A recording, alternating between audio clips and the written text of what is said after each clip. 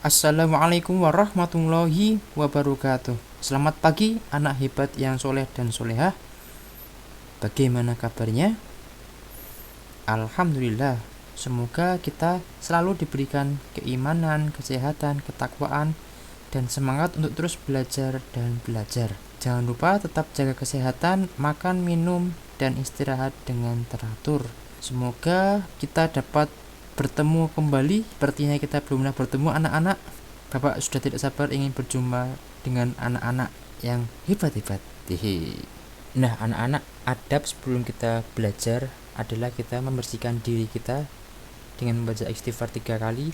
Kemudian kita membaca sholawat Nabi Muhammad 3 kali. Kemudian kita mohon ampun orang tua kita. Lalu baru kita berdoa sebelum belajar.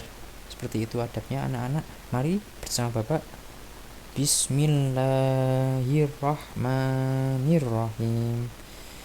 Astaghfirullahaladzim. Astaghfirullahaladzim. Astaghfirullahaladzim. Salawat Nabi. Allahumma sholli ala Muhammad wa ala ali Muhammad. Allahumma sholli ala Muhammad wa ala ali Muhammad. Allahumma sholli ala Muhammad wa ala ali Muhammad. Doa untuk kedua orang tua kita. Allahumma gfirli wali walidayya warhamhuma kama rabbayani shaghira. Doa mau belajar. Rabbi zidni ilma warzuqni fahma. Disambung dengan membaca surat Al-Asr bersama-sama. Bismillahirrahmanirrahim. Wal asr innal insana lafi khusr illal ladzina amanu wa amilus sholihati wa tawassaw bil haqqi wa tawassaw bis sabr. Shadaqallahul adzim. Amin ya rabbal alamin. Semoga dengan kita berdoa tadi mendapat ridho dari Allah, mendapat syafaat dari Nabi Muhammad, dan mendapat ridho dari kedua orang tua. Amin amin ya rabbal alamin. Dalam video pembelajaran kali ini, kita akan membahas tentang kisah teladan Nabi Shaleh alaihissalam. Semoga dengan menyimak video pembelajaran ini, kalian dapat memahami dan menceritakan kembali kisah keteladanan Nabi Shaleh alaihissalam serta dapat menerapkan sikap keteladanannya dalam kehidupan sehari-hari. Nabi Shaleh alaihissalam adalah keturunan dari Nabi Nuh alaihissalam yang keenam. Beliau berasal dari keluarga terpandang dari kaum Samud. Nabi Shaleh alaihissalam adalah seorang yang sabar, pandai bergaul, dan pemberani. Bakat kepemimpinannya sudah terlihat sejak muda.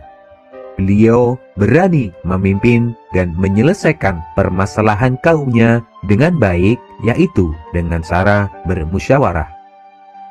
Nabi Shaleh alaihissalam diutus kepada kaum Samud. Kaum Samud adalah keturunan Nabi Nuh alaihissalam.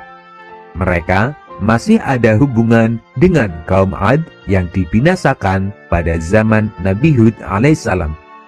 Oleh karena itu, tidak aneh jika kaum Samud memiliki kecerdasan yang luar biasa seperti kaum Aden, terutama dalam bidang arsitektur, peternakan, pertanian, dan perkebunan. Karena keahliannya itulah, kaum Samud hidup makmur. Kaum Samud mampu menyempurnakan jaringan irigasi untuk mengairi lahan pertanian dan perkebunan, sehingga tanah di tempat itu menjadi subur. Pepohonan hijau dan buahnya lebat. Hasil panen selalu melimpah luas. Seluruh kaum Samud hidup sejahtera dan tercukupi. Kaum Samud juga memiliki fisik yang kuat, sehingga sanggup mengukir gunung-gunung menjadi pemandangan yang megah, mewah, dan indah. Namun, keberhasilannya itu justru membuat kaum Tsamud lalai dan sombong. Mereka tidak mau menyembah kepada Allah Subhanahu wa Ta'ala.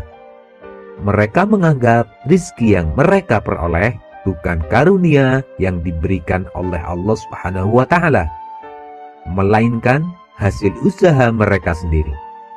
Selain itu, gaya hidup mereka juga selalu dipenuhi dengan kemaksiatan, sehingga menyimpang dari aturan Allah Subhanahu wa Ta'ala. Kebiasaan buruk kaum Tsamud diantaranya adalah suka hidup berfoya-foya, mabuk-mabukan, berzina, dan melakukan tindakan kejahatan. Oleh karena itu, Allah Subhanahu wa Ta'ala mengutus Nabi Shalih alaihissalam untuk berdakwah kepada kaum Tsamud agar mereka kembali ke jalan yang benar. Nabi Shalih alaihissalam pun mulai berdakwah. Beliau mengajak kaum Tsamud untuk menyembah Allah Subhanahu wa Ta'ala.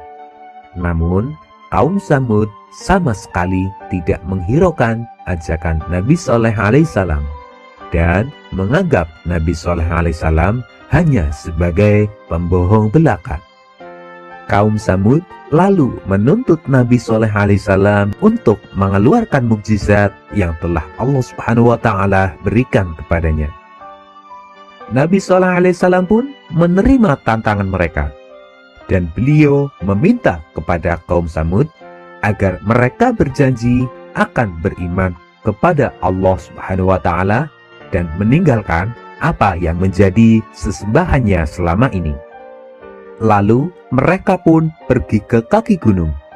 Orang-orang kafir itu mengikuti Nabi Shalih alaihissalam bukan karena mempercayainya, akan tetapi mereka berharap agar Nabi Shalih alaihissalam tidak bisa mengeluarkan mukjizatnya dan dapat menghina sepuasnya.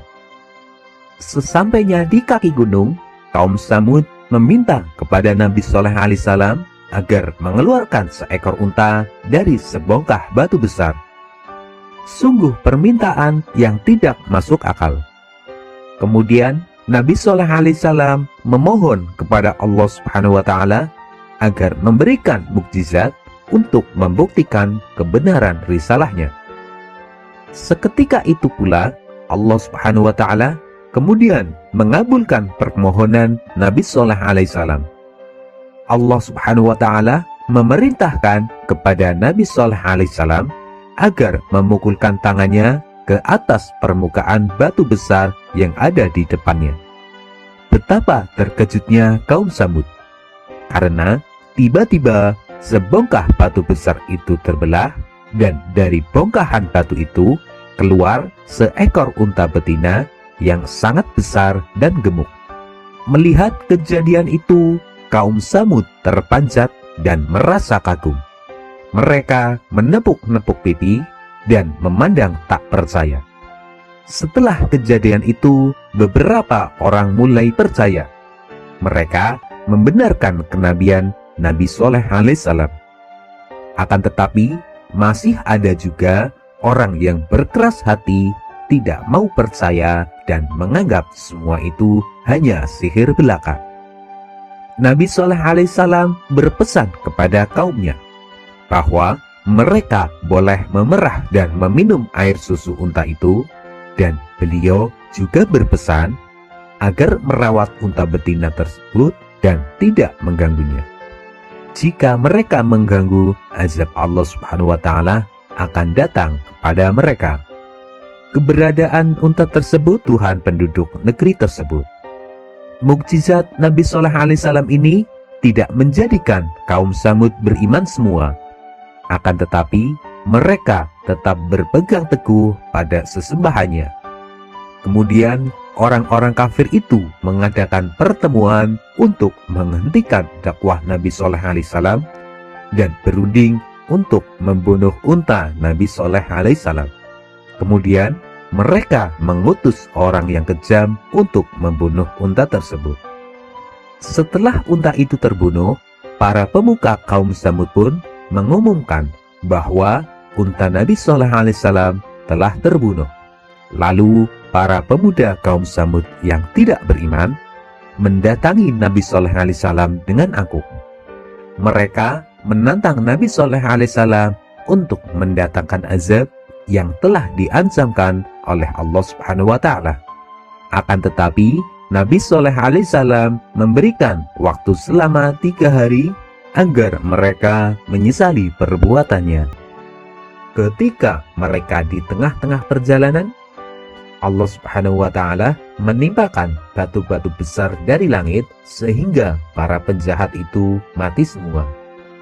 Kemudian Nabi Shalih alaihissalam beserta para pengikutnya yang berjumlah sekitar 110 berhijrah ke Ramlah, yaitu suatu daerah yang berada di Palestina untuk menghindari azab yang akan didatangkan oleh Allah Subhanahu wa Ta'ala. Meskipun begitu, Nabi Shalih alaihissalam bersedih karena sebagian kaum Samud tidak mau beriman kepada Allah Subhanahu wa Ta'ala. Setelah 3 hari berlalu, datanglah azab dari Allah Subhanahu wa Ta'ala yang telah dijanjikan. Terdengar suara sangat keras dari langit, petir menyambar dan bumi pun berguncang. Akhirnya kaum Samud yang kafir pun mati dengan mengenaskan, dan bangunan-bangunan yang telah didirikan hancur semua. Berdasarkan kisah Nabi Shalih alaihissalam di atas, keteladanan yang dapat kita ambil adalah taat kepada Allah Subhanahu wa Ta'ala dan Rasul-Nya. Jika kita tidak taat kepada Allah Subhanahu wa Ta'ala dan Rasul-Nya, maka bersiap-siaplah azab Allah Subhanahu wa Ta'ala akan didatangkan kepada kita. Sabar dan pantang menyerah. Kita harus selalu bersikap sabar walaupun kita dicemooh dan dihina oleh orang lain, serta tidak boleh pantang menyerah dalam berjuang untuk menegakkan agama Allah Subhanahu wa Ta'ala. Pemberani. Kita harus berani dalam melakukan perbuatan yang benar. Misalnya, berani berkata benar, jujur, dan menjauhi sifat-sifat buruk, serta berani mengakui kesalahan. Anak-anakku yang solih dan solihah, setelah kalian menyimak video pembelajaran ini, ayo jawablah pertanyaan-pertanyaan berikut. 1. Nabi Shalih alaihissalam adalah keturunan ke-6 dari Nabi. 2. Mukjizat Nabi Shalih alaihissalam adalah. 3. Sebutkan 3 kemungkaran-kemungkaran kaum Samud. 4. Sebutkan 2 azab yang ditimpakan Allah Subhanahu wa Ta'ala kepada kaum Samud. 5.